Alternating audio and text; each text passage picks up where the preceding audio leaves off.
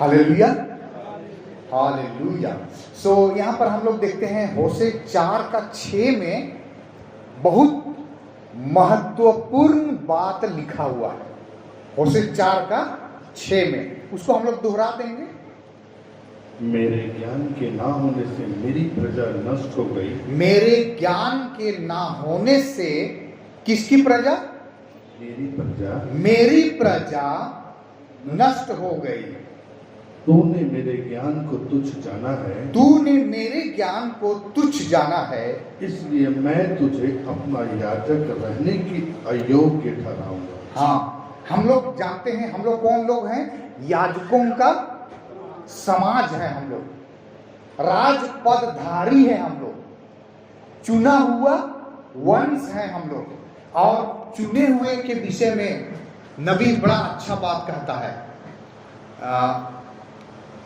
दिव्य चंगाई message book में। दिव्य चंगाई संदेश का नाम है और पेज नंबर 34, पेज नंबर 34 और उसका 139 में ऐसा कहता है, आप तब तक मसीही नहीं हो सकते, आप तब तक मसीही नहीं हो सकते जब तक कि परमेश्वर ही आपको ना चुने। मसीही होने के लिए क्या होना चाहिए? चुना हुआ होना चाहिए। और बुलाए हुए तो बहुत हैं, चुने हुए और हम लोग थोड़े से लोग हैं। हालेलुया। बाइबल एकदम, अगर क्या होगा जब हमारा 500-600 का 500-600 बहुत होता है, तो ऐसा भी हमारे भारत में कलीसिया है जिसमें 1000 का संख्या में, 1000 का संख्या में है, तो वे बुलाए हुए लोग हैं। उसमें सब तरह के लोग हैं, बुलाए हुए भी हैं, चुने हुए भी हैं, ढोंगी भी हैं, अविश्वासी भी हैं और विश्वासी भी हैं। माने सब तरह के लोग उसमें हैं। लेकिन मेरे प्रियो, हम लोग विश्वास करते हैं, हम लोग जो यहाँ थोड़े से लोग हैं, हम सब मसीही लोग हैं। और यहाँ पर नबी कहता है जब तक परमेश्वर ही आपको ना चुने आप मसीही नहीं हो सकते हैं। हालेलुया। अच्छा, आप लोग विश्वास करते हैं कि परमेश्वर ने आपको चुना है? मेरे प्रियो, जो कुछ भी संदेश प्रचार किया जाता है आपको समझ में आता है कि नहीं आता है? आता है। हाँ, क्या अगला क्या बोल रहा है वो सब आप लोग समझते हैं। और वचन से बोल रहे हैं कि वचन के विपरीत बातें बोल रहे हैं, वे भी आप लोग पकड़ लेंगे, क्योंकि आप परमेश्वर के चुने हुए लोग हैं। हालेलुया। तो आगे क्या कहता है? नबी बोलता है, कोई मेरे पास नहीं आ सकता, कोई मेरे पास नहीं आ सकता जब तक कि पिता ही उसे खींच ना ले। हम लोग संसार में पड़े हुए थे, पाप और बुराई में हम लोग अपना जीवन एक समय में जी रहे थे, लेकिन परमेश्वर ने आपके लिए कोई ऐसा काम किया। हो सबके जीवन में अलग अलग काम किया परमेश्वर ने, लेकिन अलग अलग कार्य करके आपको चुन लिया। कोई चंगाई को देख करके आया, कोई वचन को सुन करके आया, कोई यूं ही चला आया। हालेलुया। तो कहने का मतलब क्या है मेरे प्रियो? नबी बता रहा है आप तब तक मसीही नहीं हो सकते हैं जब तक कि परमेश्वर ही आपको ना चुने। तो जैसे अभी बहुत सारे बच्चे लोग हैं, तो माँ बाप लोग जहां जाएंगे बच्चे लोग भी वहीं जाएंगे, चाहे बुलाहट हो चाहे ना हो। तो मेरे प्रियो, यहाँ पर मसीही होने के लिए हमें चुना हुआ होना चाहिए। और आगे देखिए क्या कहता है दूसरे संदेश में। संदेश है, मनुष्य परमेश्वर की उपस्थिति से भाग रहा है। परमेश्वर, हाँ, मनुष्य जो है वो परमेश्वर की उपस्थिति से भाग रहा है। पेज नंबर 38 देखिए क्या कहता है, पेज नंबर 38 और पैरा नंबर 130। अब ऐसा दिखाई पड़ता है जैसा वह किसी और नबी को भेज सकता था। ये नबी बोलना चाह रहा है, क्योंकि नबी परमेश्वर का मुंह होता है। नबी परमेश्वर का मुंह होता है, क्योंकि नबी के पास ही परमेश्वर का वचन आता है, भविष्यवक्ता के पास वचन आता है। तो हम लोग जानते हैं एक नबी जो परमेश्वर की उपस्थिति से भाग रहा था, और वो नबी कौन था? योना था। योना क्या किया? और ये इस मैसेज बुक में नबी विलियम मैरियन ब्रैनम योना के विषय में बोल रहा है। अब ऐसा दिखाई पड़ता है जैसा वह किसी और नबी को भेज सकता था, परंतु उसने तो इस काम के लिए योना को ही ठहराया हुआ था। हालेलुया! इस काम के लिए किसको ठहराया था? योना को ही ठहराया हुआ था। और यहां तक कि एलियाह भी इसे नहीं कर सकता था। देख रहे हैं ना, इसको कौन कर सकता था? इसको बहुत अच्छा से योना ही प्रचार कर सकता था। नबी बोल रहा है कि एलियाह, अगर एलियाह को भेजा जाता, एलियाह तुम निनिवे चल जाओ, तो वो वैसा प्रचार नहीं करता जैसा प्रचार योना करता। तो कितना सुंदर बात बोल रहा है ना। आगे है, यिर्मयाह भी इसे नहीं कर सकता था। यिर्मयाह भी इसे नहीं कर सकता था, मूसा भी इसे नहीं कर सकता था। यह तो योना ही था जिसे निनिवे जाना था। इसके बारे में यही सारी की सारी बात है। परमेश्वर ने ही उसे यह कार्यभार सौंपा था। परमेश्वर ने ही उसको क्या किया था? कार्यभार सौंपा था, और उसे बताया था कि वह जाए। और जब वह कहता है योना वहां जा, निनिवे को जा, तो इसे और कोई नहीं वरन योना ही कर सकता था। और जब परमेश्वर आपसे कुछ करने के लिए कहता है तो आपको इसे करना ही होता है। परमेश्वर कोई आपको आज्ञा देगा तो क्या करेंगे? आपको करना ही पड़ेगा। उससे कि जब परमेश्वर आपसे कुछ करने के लिए कहता है तो आपको उसे करना ही होता है, उसे कोई और नहीं कर सकता। देखिए, हमें उसका सामना करना होता है और जाकर उसे करना होता है। हालेलुया! तो इस प्रकार से मेरे प्रियो, हम लोग देखते हैं होशे का किताब में 4:6 में ऐसा लिखा है, मेरे ज्ञान के ना होने से। क्या चीज के कमी के चलते? मेरे ज्ञान के ना होने से मेरी प्रजा नष्ट हो गई। क्या हो गया? नष्ट हो जाएगा कि नष्ट हो गया? नष्ट हो गई। और हम लोग जानते हैं परमेश्वर ने अपनी प्रजा अब्राहम के वंश को बनाया। अब्राहम को आशीष दिया, फूलो फलो और भर जाओ। और अब्राहम के वंश आकाश के तारों के समान, अब्राहम के वंश बालू के किनकों के समान अनगिनत होंगे। और ये अनगिनत लोग मिस्र में बढ़ रहे थे। 70 लोग गए थे, अब्राहम के वंश 70 लोग गए थे। तो अब्राहम से इसहाक उत्पन्न हुआ, इसहाक से याकूब उत्पन्न हुआ, और याकूब से 12 गोत्र हुए। और 12 गोत्र क्या कहलाए? इस्राएली कहलाए, परमेश्वर की प्रजा कहलाए। और यही प्रजा, यही इस्राएली प्रजा जो मिस्र में 20 लाख थे, यही प्रजा बाइबल बताती है मेरे ज्ञान के ना होने से मेरी प्रजा नष्ट हो गई। नष्ट हो जाएगी नहीं बोल रहा है, नष्ट हो गई।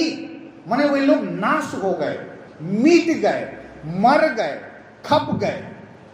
तो मेरे प्रियो, नाश होने का 5 कारण, कितना नाश होने का 5 कारण बाइबल हमें बताता है कि वे इस्राएली लोग जो परमेश्वर की प्रजा थे, कौन कौन सा ऐसा पाप किया उन्होंने कि वे जंगल में ढेर हो गए।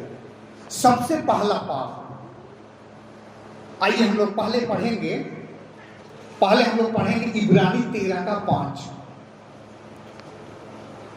इब्रानी 13 का 5। तुम्हारा स्वभाव लोभ रहित हो। हाँ, हमारा स्वभाव कैसा होना चाहिए? लोभ रहित। हमारा स्वभाव लोभ रहित हो। और जो तुम्हारे पास है, और जो तुम्हारे पास है उसी पर संतोष करो।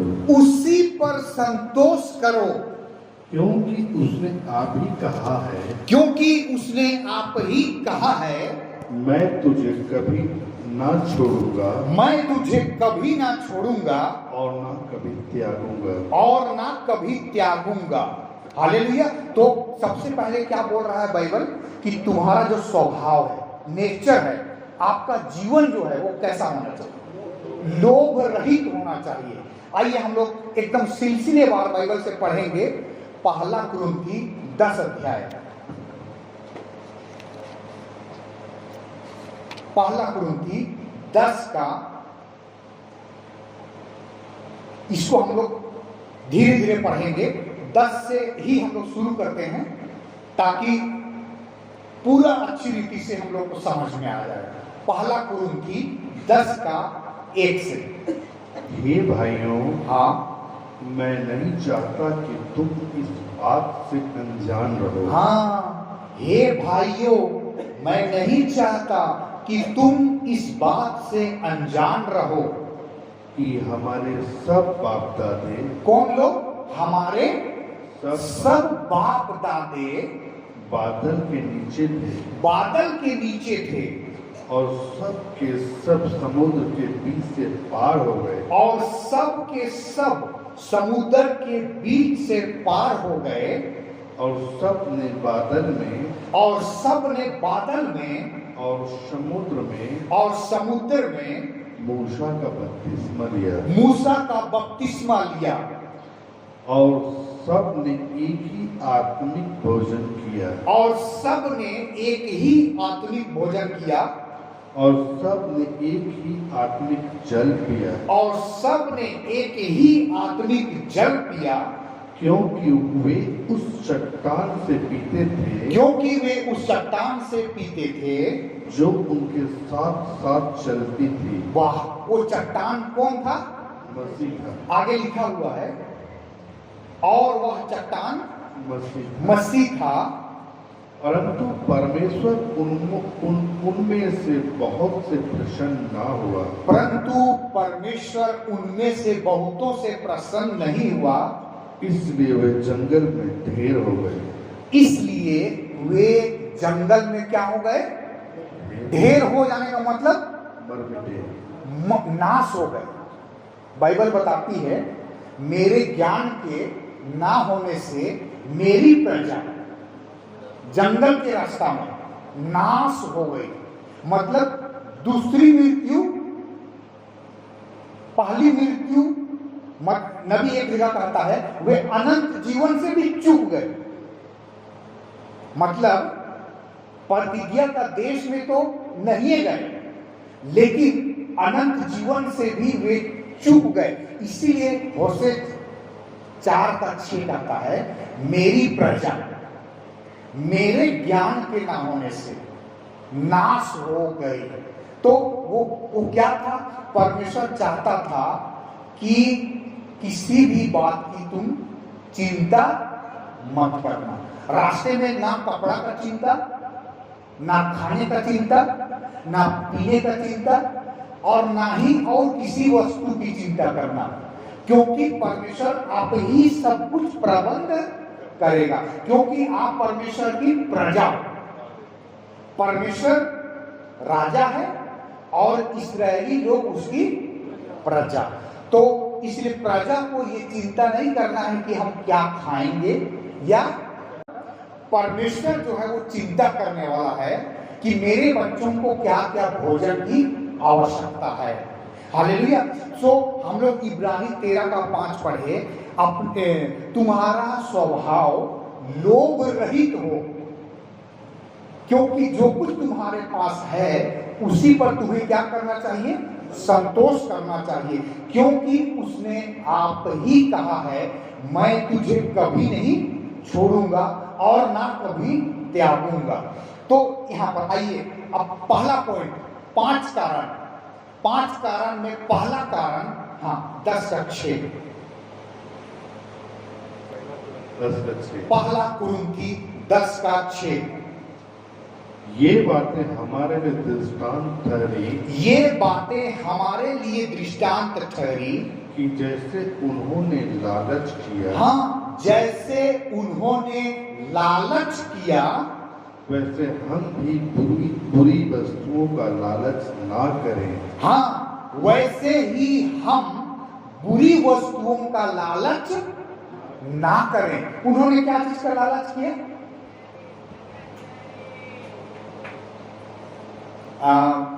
मेरे प्रियो, वे लोग बोले मूसा तुम्हारा परमेश्वर चट्टान से पानी तो निकाल दिया, लेकिन क्या हमारे लिए मेज लगा सकता है? माने खाना खिला सकता है, मीट खिला सकता है? और मीट बहुत अच्छा चीज नहीं है सेहत के लिए, पचेगा बहुत दिक्कत है, तेल ज्यादा रहता है, नमक ज्यादा रहता है, मसाला ज्यादा रहता है, कैलोरी ज्यादा रहता है। तो इस प्रकार से उन्होंने मीट का डिमांड किया कि क्या हमारा परमेश्वर हमारे लिए मेज बिछा सकता है? हम तो लहसुन खाते थे, ये खाते थे, वो खाते थे, क्या हमें ये चीज खिला सकता है? तो उन्होंने खाने पीने का क्या किया? लालच किया। और इसीलिए अगर हम लोग दृष्टांत पढ़ेंगे तो दृष्टांत लूका में वहां दिया हुआ है कि हे पुत्र, जो धनवान व्यक्ति था उसके विषय में कहा है, हे पुत्र तू तो अच्छी वस्तुएं ले चुका है, परंतु लाजर बुरी वस्तुएं, माने लाजर खाना खराब मिलता था, तो भोजन को क्या कहा जा रहा है? बुरी वस्तु कहा जा रहा है। मेरे भाई का नाम ने एक दिन कहा, नहीं खाने से लोग नहीं मर रहा, खाने से लोग मर रहा है। बिल्कुल सही बात है कि नहीं? ज्यादा खाने से, और बाइबल में हम लोग देखते हैं, बाइबल में पहला व्यक्ति कौन हुआ जिसको हार्ट अटैक हुआ? खाने की वजह से। और वो भी क्या खाता था? मीट खाता था, वो भी बड़का वाला, जिसमें सबसे ज्यादा प्रोटीन और कैलोरी होता है। मतलब ये क्या करता है? नस को, चर्बी रहता है ना, तो नस को क्या करता है? ब्लॉकेज बढ़ाता है और खून का नली में कोलेस्ट्रॉल जम जाता है, ज्यादा मात्रा में चर्बी होता है उसमें। तो कहने का मतलब क्या है मेरे प्रियो? एली मांस का बहुत शौकीन था, उसके दोनों बच्चे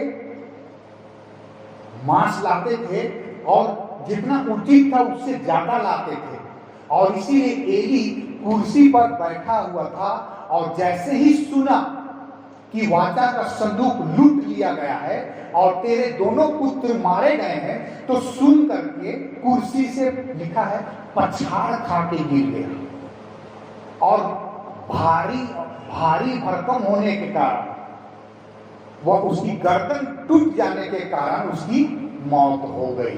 तो हमें इसीलिए वचन में लिखा हुआ है, नीति वचन में, अत्यधिक मांस खाने वालों की संगति मत करना।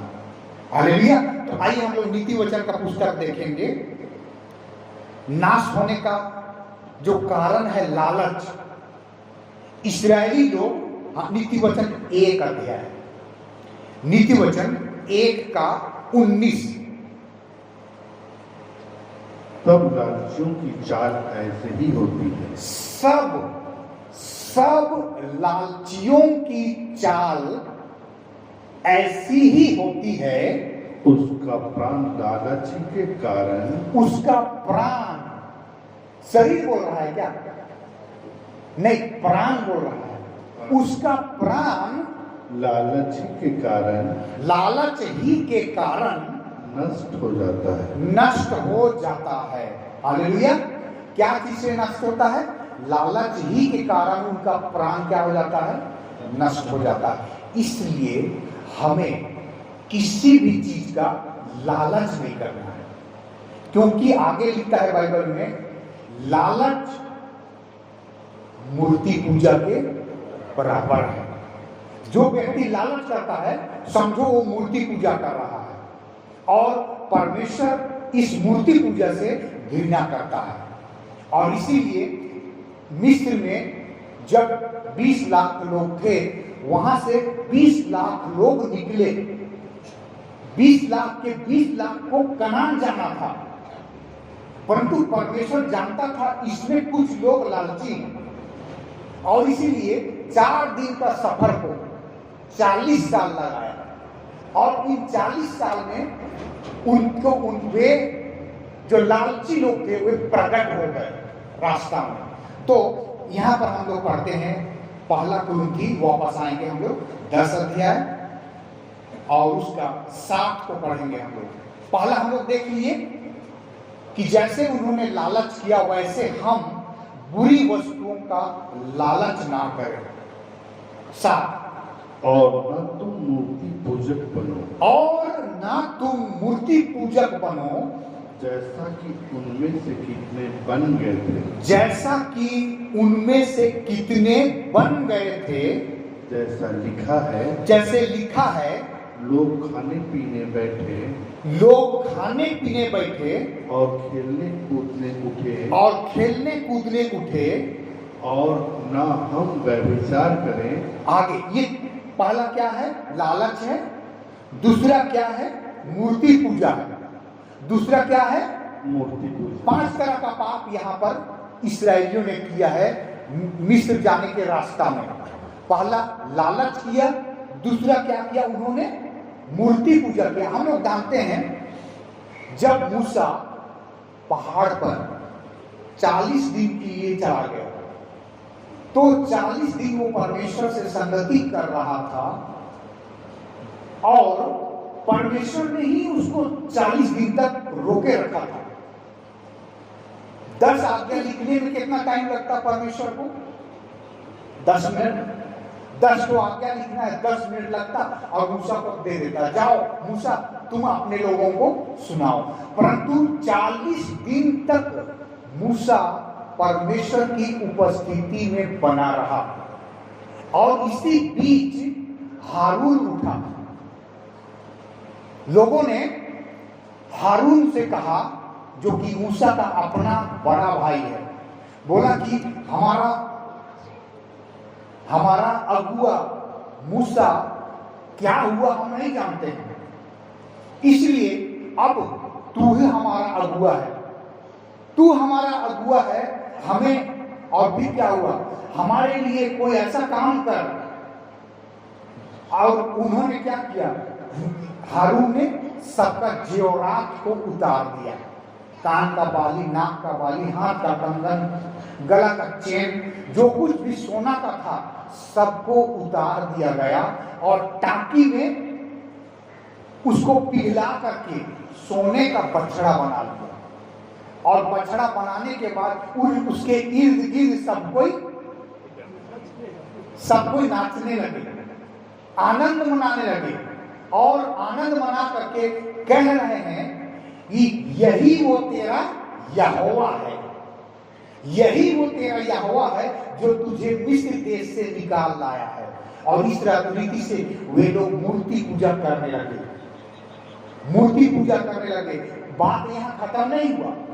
जब आगे ये लोग बढ़ते हैं तो मुआबी स्त्रियों के साथ ये लोग रिश्ता जोड़ लेते हैं, और मुआबी लड़कियों को ला करके कुकर्म करने लगते हैं, और उनके साथ खाने पीने में शामिल हो जाते हैं, और नाचना गाना उनके साथ भी होने लगता है।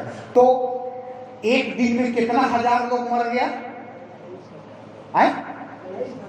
नया नियम में 23,000 और पुराना नियम में 24,000। गिनती 25 का 9 में शायद है, देख लीजिए। तो गिनती 25 का 9 कितना है?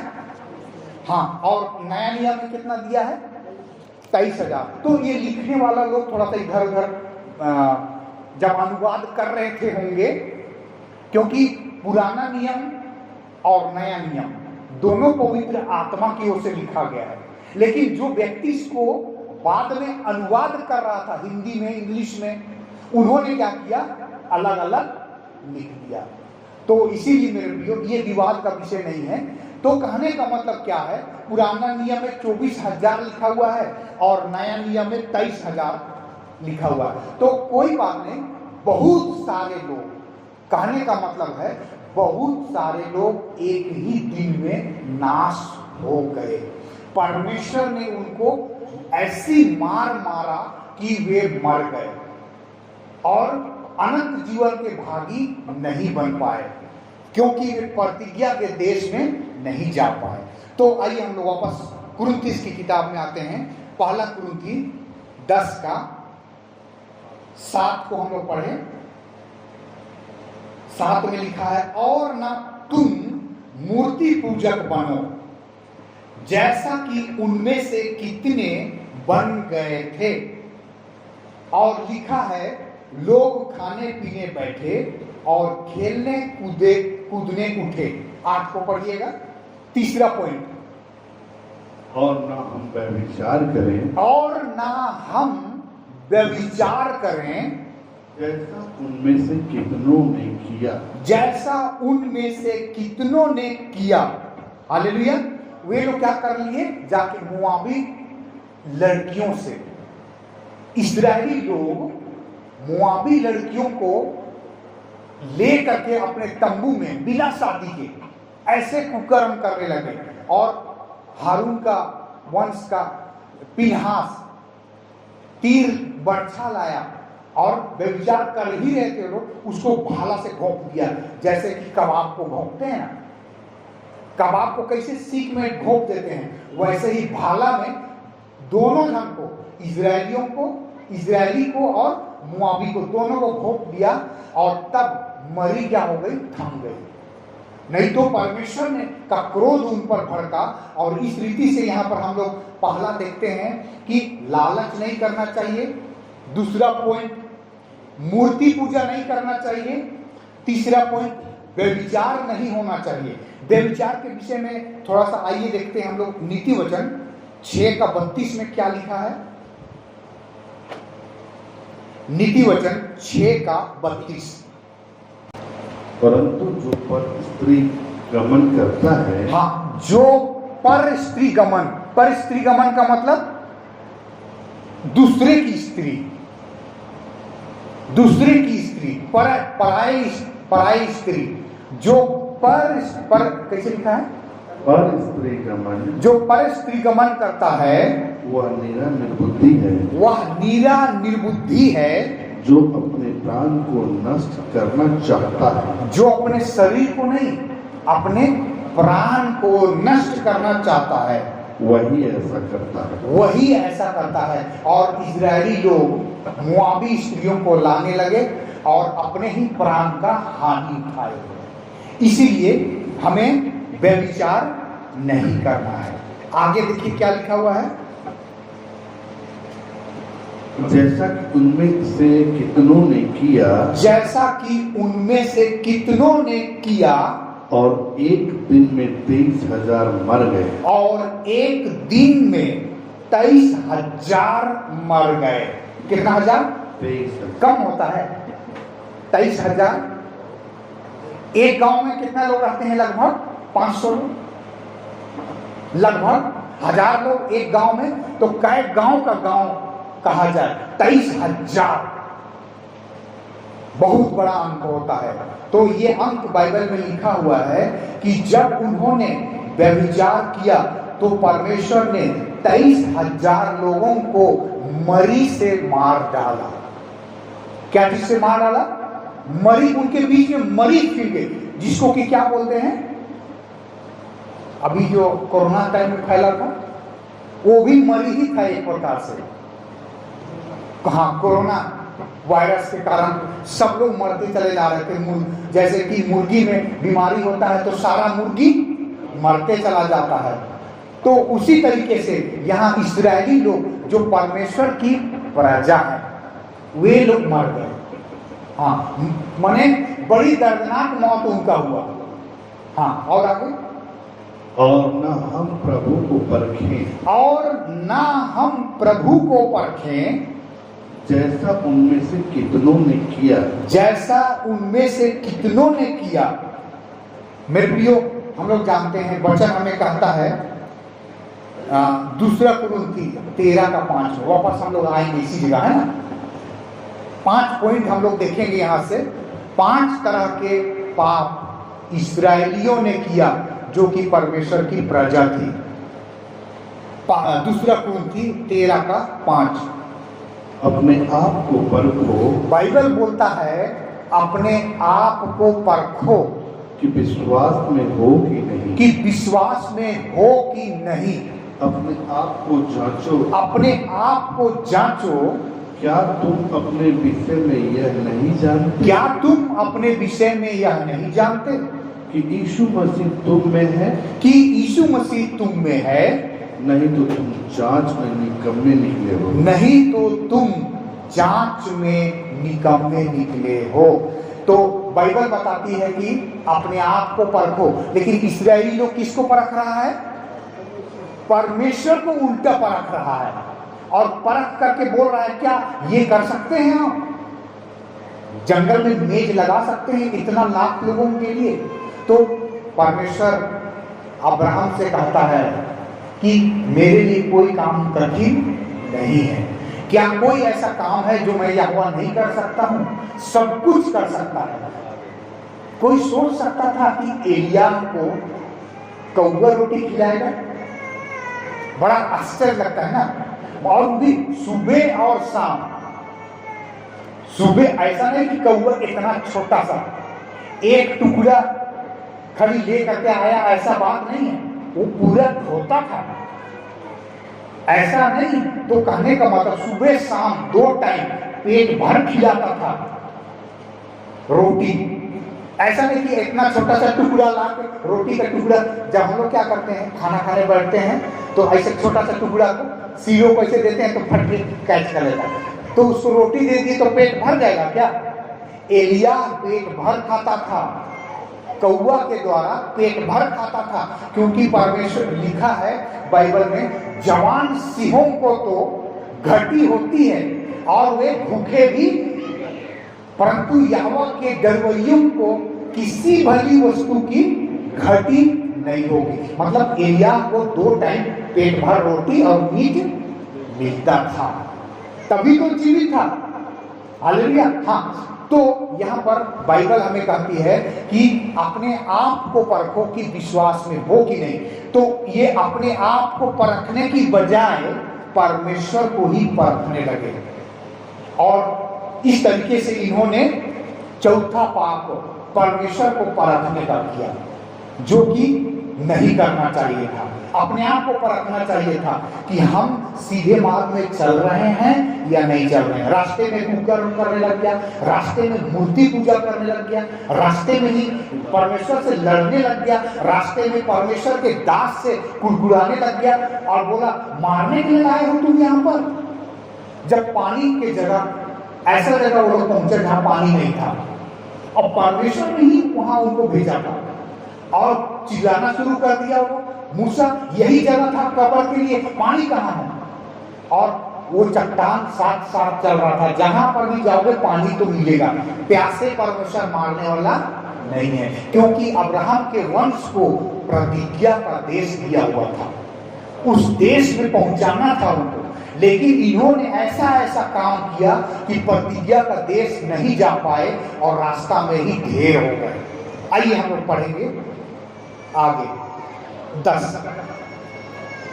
जैसा कि उनमें से कितनों ने किया, हाँ, और सांपों के द्वारा नष्ट किए गए। सांपों के द्वारा नष्ट किए। मैं सोच रहा था एक दिन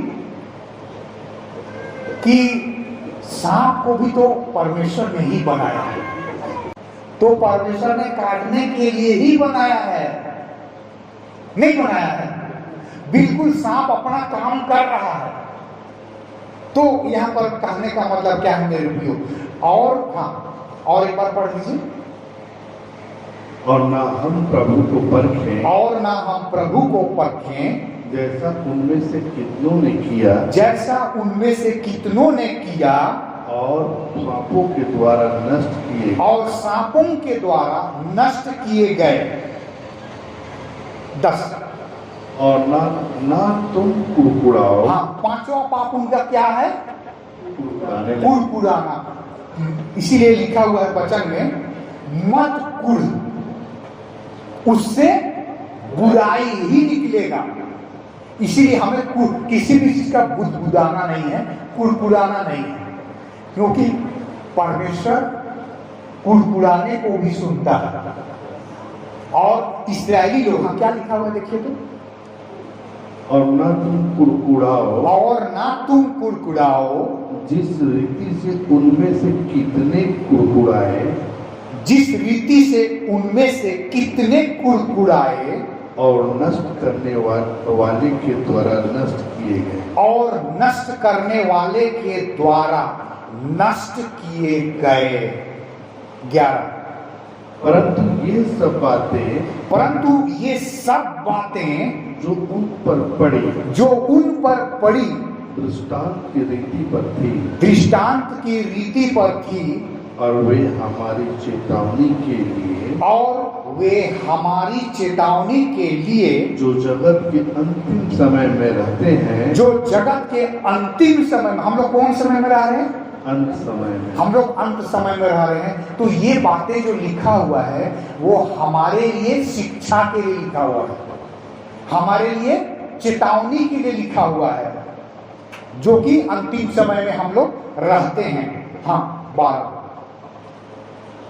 अंतिम समय में रहते हैं लिखी गई है। इसलिए जो समझता है मैं स्थिर हूँ, वह चौकस रहे। तो मेरे प्रियो, पांचवा जो पाप उन्होंने किया वो क्या है? कुड़कुड़ाना।